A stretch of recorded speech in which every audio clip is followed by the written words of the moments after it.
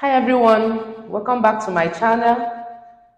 I'm Dr. Nkiruka Bridget at OBGYN Talks with Dr. Adazayon. I'm a consultant obstetrician gynecologist. I discuss everything about women and children's health on my channel. Today is the International Day to End Obstetric Fistula, and I'm a fistula surgeon. So I am here to advocate and join the whole world to say, let us end every form of obstetric fistula. By 2030, we expect that obstetric fistula will no more be recorded. Now, what is obstetric fistula? Obstetric fistula has two types. We have vesicovaginal fistula and rectovaginal fistula. The vesicovaginal fistula can as well be uterovesical fistula or just vesicovaginal fistula or rectovaginal fistula. Obstetric fistula follows the obstetric deliveries. Everything about pregnancy and childbirth, that's what results to obstetric fistula. There are other things that can cause fistula, but not obstetric fistula. And so somehow we're going to focus on obstetric fistula. I've discussed obstetric fistula before, but because of the International Day to End Obstetric Fistula, I'm making this fresh video and it's going to be a short one. When there is a connection between the bladder and the vaginal wall, it leads to what we know as vesicovaginal fistula. When there is a connection between the bladder and the uterus, is known as uterovesical fistula. When there is a connection between the vaginal wall and the bladder or the urinary tract, is known as vesicovaginal fistula. We also have ureteric fistula. We have rectovaginal fistula. Most of them follows process of delivery, childbirth, and pregnancy. Now, most women present with obstetric fistula because of poorly managed pregnancy, poorly managed delivery. Initially, what we used to know as the cause of obstetric fistula is prolonged obstructed labor, prolonged neglected obstructed labor. When there is a blockage, an obstruction between the fetal head, that's the presenting part, when the baby is coming out, and the vagina. So the baby is coming out through the vagina, the bladder is in front, the bone is in between, and now the vaginal wall is behind. So when the baby gets stuck and cause obstruction, which will now lead to what we call necrosis, there will be no more blood supply to this organ, and they will lack oxygen, and then next thing, the tissues will die. And when the tissues die, they will now slough off, fall off, and become a connection. So the woman will not be able to control her urine again. It will be coming through her vagina. So it leads to involuntary leakage of urine. It's actually a menace in the society. It's still present in the third world country, including Nigeria, where I practice. It is present, in fact, it is present all over the country. And we're still repairing obstetric fistula patients.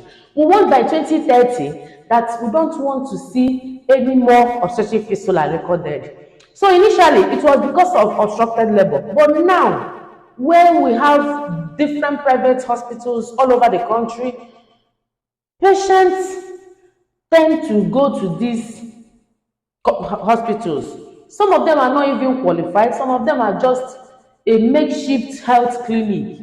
Just because they can cut someone, they will say is a hospital. And the next thing, these women go there and they come with obstetric fistula. Now, the commonest cause of obstetric fistula is poorly performed cesarean section. What do I mean by poorly performed cesarean section? Most times, when these women go into labor and they're about to obstruct, by that time, what we call the lower segment, that is the lower part of the uterus, has drawn up. And so when these people go to do that cesarean section, they tend to cut lower. And most times, they will not see the lower segment again, and they will just use the bladder patching. The next thing, there's a connection between the bladder and the uterus.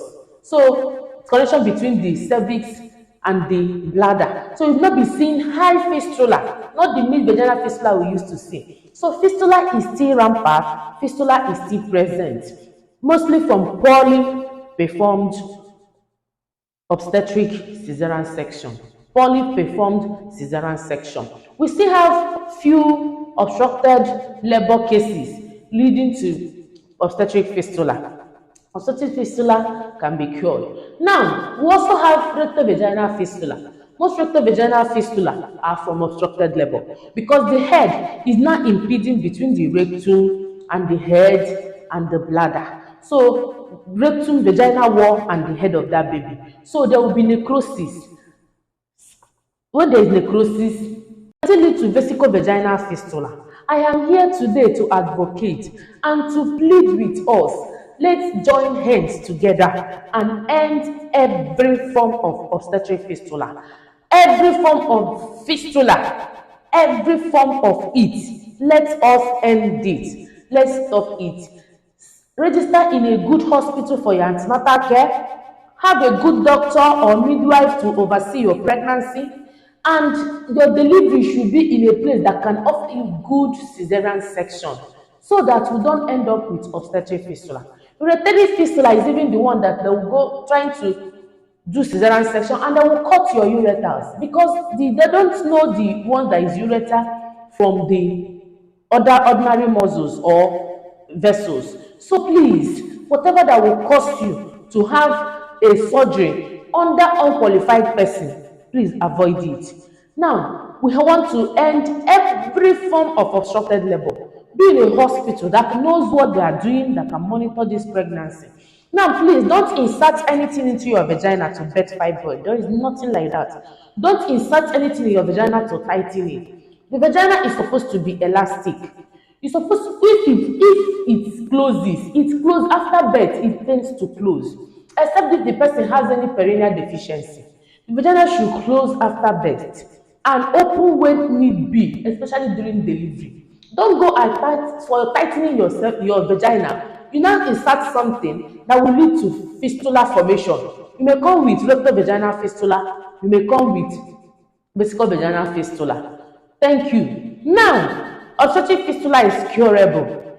All over the country, in Nigeria, repair of vesicovaginal fistula, VVF, repair of rectovaginal fistula, RVF, repair of uterovaginal fistula, uterovesical fistula, or ureteric fistula. It is free of charge.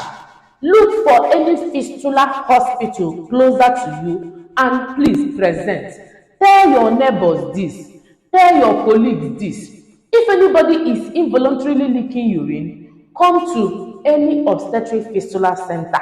You can go to National Obstetric Fistula Center, Abakaliki. You can go to National Obstetric Fistula Center, Katsina. You can go to any fistula center in Nigeria and you have your repair free of every cost.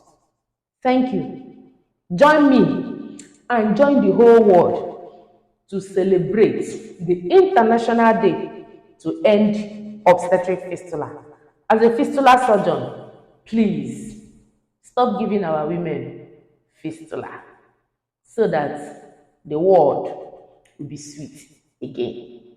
Thank you. See you next time for another beautifully enriching video. I love you. If you have not subscribed, please subscribe, hit the notification button. See you tomorrow. Thank you.